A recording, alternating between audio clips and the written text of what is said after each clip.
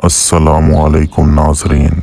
कामयाब हो गया वो शख्स, रसूल अल्लाह सल्लल्लाहु अलैहि वसल्लम ने फरमाया, कामयाब हो गया वो शख्स जिसको इस्लाम की हिदायत नसीब हुई और ज़रूरत के मुताबिक रोज़ी मिली और उसने उस पर किनायत की।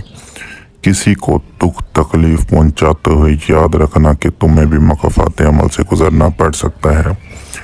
एक चोर का अगर मैं वाक़या आपको सुनाऊं तो एक चोर अपने बेटे के साथ कहीं चोरी करने जा रहा था तो एक घर की तरफ इशारा करते हुए बड़े फख्र से अपने बेटे को कहने लगा, वो सामने जिस घर में दिया जल रहा है उस घर को मैं 5 बार लूट चुका हूँ।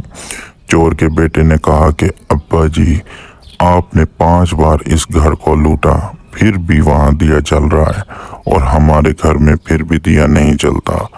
भूख, फाका कशी और अंधेरा है।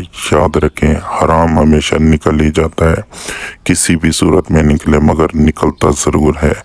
ये तय है कि किसी को बेसकून करके आप खुद भी एक ना एक दिन बेसकून ज़रूर हो जाएंगे।